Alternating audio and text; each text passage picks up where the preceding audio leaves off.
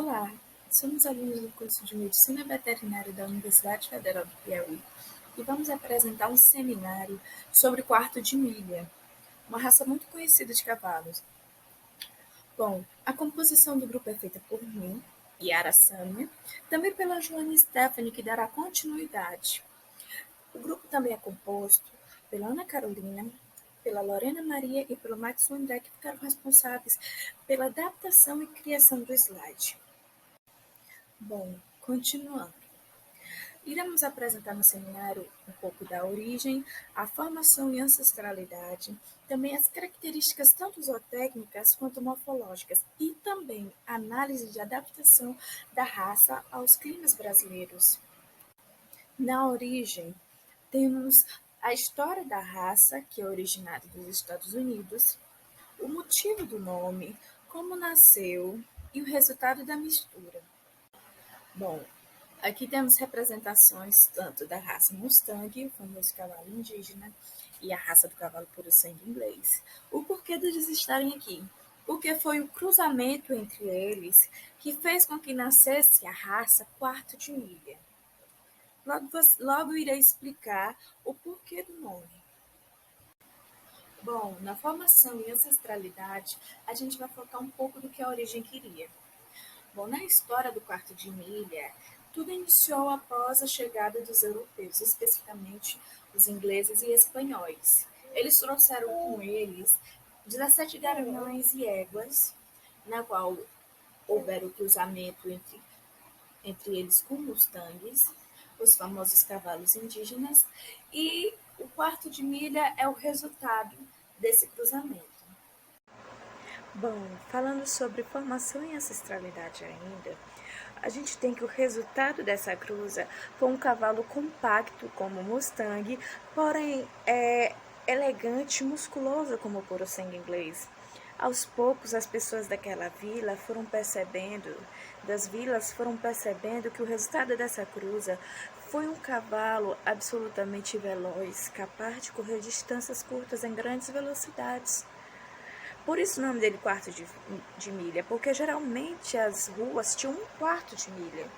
Ele era capaz de ir e vir, ele era capaz de vencer todas as vezes as provas direcionadas àquela raça específica. Bom, o primeiro registro genealógico da raça iniciou em 1941 no Texas. O registro para cavalos quarto de milha ainda hoje aceita cruzamentos entre o quarto de milha e o puro sangue inglês. Bom, nas características zootécnicas, a gente pode citar que ele é o cavalo mais rápido do mundo, é a raça mais rápida do mundo. Ela é conhecida assim popularmente, justamente porque são os melhores em corridas de curta distância, podem alcançar velocidade de 88 quilômetros, justamente porque os seus cascos são pequenos. Para a raça, para o porte, para o tamanho, os cascos são menores. Bom, falando sobre o andamento dele, ele sempre vai andar harmonioso em reta, natural, baixo, em solo, continuamente em trote de campo. Apesar disso, ele sempre vai conseguir partidas rápidas e paradas curtas. Bom, como foi citado no slide anterior, o quarto de milha é um cavalo versátil. Ele pode ser usado tanto para o esporte quanto para o lazer. Então, para que isso aconteça, ele tem que ter um temperamento tranquilo, como é citado nesse slide aqui. Focando no que eu já venho falando, as finalidades zootécnicas podem ser incluídas competições e esportes equestres, como os 3 tambores, a habilidade e agilidade do quarto de milha para qualquer tipo de esporte. Seja a pega do boi, seja laço, ele tem uma variação, ele tem uma adaptação e ele sempre vai se favorecer, ele sempre vai chamar atenção. Por quê? Porque ele sempre é rápido, ele sempre é o melhor em corridas, mas ele também pode entrar em lazer. Ele também pode participar da ecoterapia, que mistura saúde, educação e também lazer. Bom, criação de gado e locomoção em áreas rurais. Aqui vamos ter alguns exemplos de esportes em que o quarto de milha participa e que ele, claro, demonstra toda a nobreza de sua raça. Agora eu vou dar continuidade ao trabalho falando um pouco sobre as características morfológicas. A gente deve dar destaque aqui para o fronte, a cernelha, o lombo, o dorso e as pernas, assim como os braços. Por que dar destaque para isso? Porque são as características que vão agregar mais valor zootécnico à raça e aos cavalos. Em questão de peso, o quarto de milha ele fica ali numa média de 500 quilos. A altura varia de 1,50 a 1,60 metros. A cabeça dele vai ser pequena e leve, e o peito vai ser mais profundo e amplo. A face dele, que é essa parte aqui da frente, ela vai ser grande, cheia e bem musculosa. No geral, o quarto de milha ele é um cavalo bem musculoso, como já citado antes. As narinas, elas vão ser grandes. E por que delas ser grande? Porque o cavalo ele é um animal de alta performance, principalmente o quarto de milha, que ele é usado para prática de esportes como três tambores, vaquejada, corrida. E ele precisa de uma alta taxa de respiração, ou seja, ele precisa de muito oxigênio. E para isso ele precisa que as narinas dele sejam grandes para poder entrar mais ar e ele conseguir ter uma boa respiração e um bom desempenho. Aí a boca dele vai ser pouco profunda e isso vai gerar uma maior sensibilidade e o que facilita o uso das embocaduras com a finalidade de usar a doma, né? O focinho, que é essa parte aqui mais à frente, é pequeno. O pescoço é de um comprimento médio e bem destacado. Isso é particularidade da raça, quarto de milha, porque cada raça tem sua particularidade.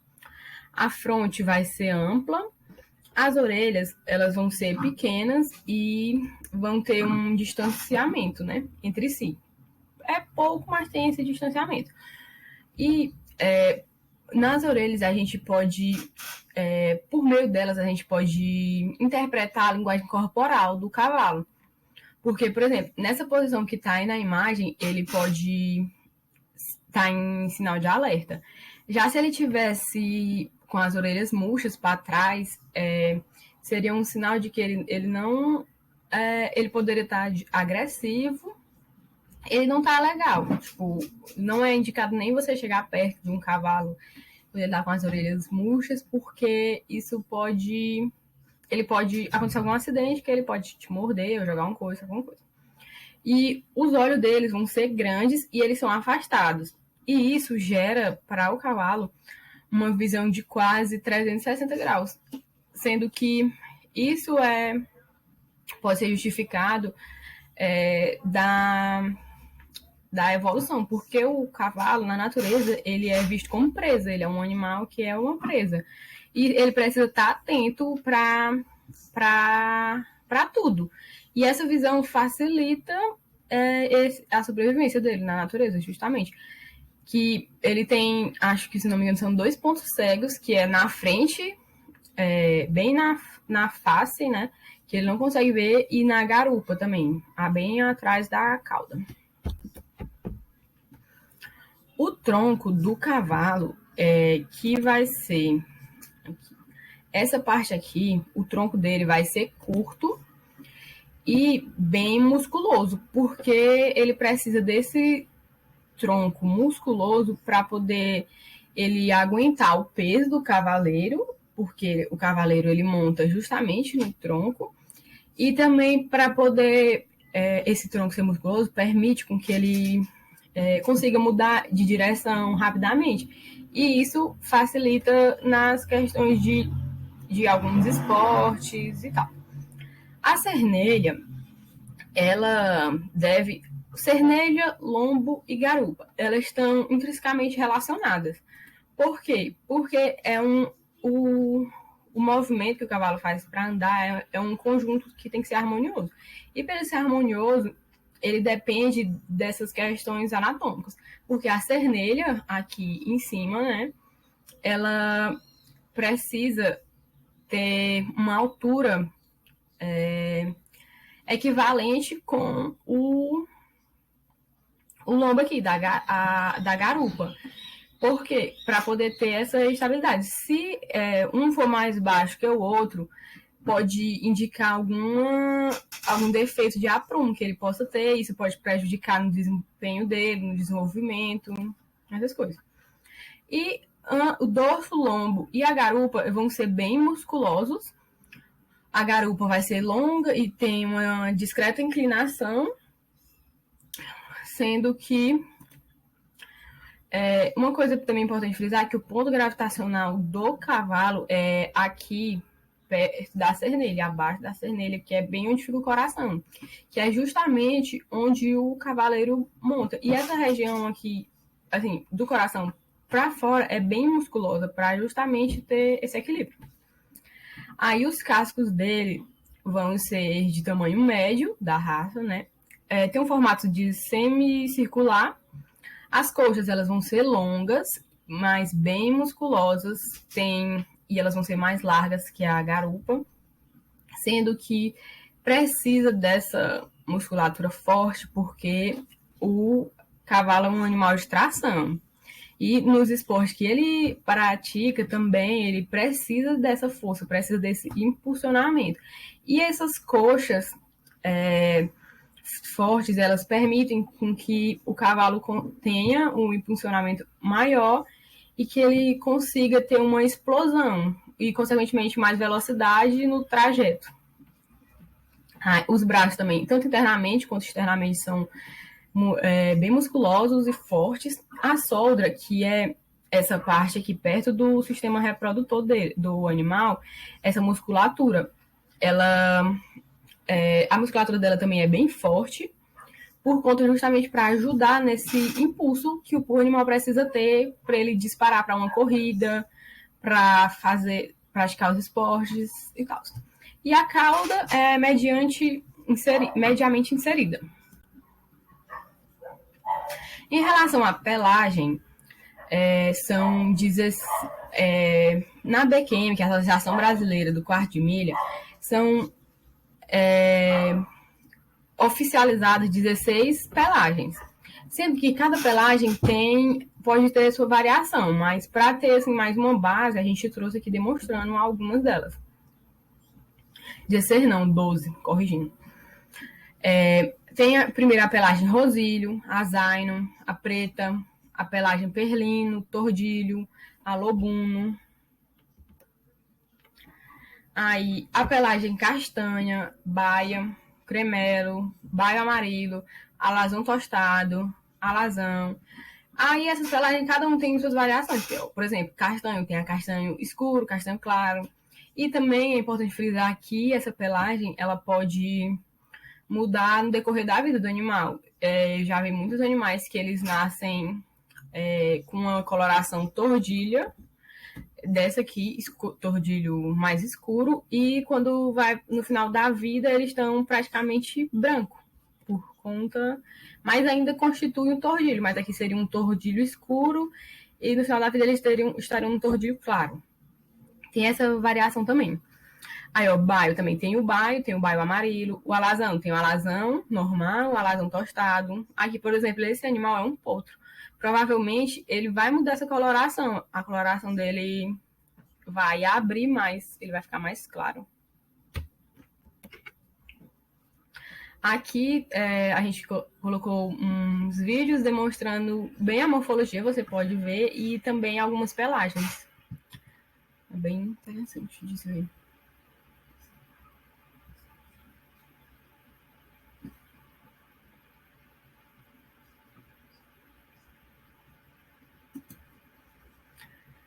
Aí, em relação à adaptação da raça aos climas brasileiros, foi feita uma análise por meio de um artigo, inclusive de um professor da USP, que é o Luiz Augusto, e que inicialmente foi a raça quarta milha, ela chegou no Brasil em 1955 e foi trazida lá dos Estados Unidos, que foi onde se originou. E para poder fazer essa análise dessa adaptação, foi feito um comparativo entre a raça quarta de milha e cavalos sem raça definida, que são os famosos pé duro, chamado, ou cavalo nordestino. E foi constatado que o quarta de milha teve uma adaptabilidade fisiológica, por conta que ele apresentou uma menor sensibilidade ao ambiente térmico. Quando o ambiente estava mais quente, ele conseguia, mesmo assim, manter uma temperatura retal média. Ou seja, ficou inalterada. A frequência respiratória e cardíaca foram, sim, mais elevadas no período seco. E isso indicou o quê?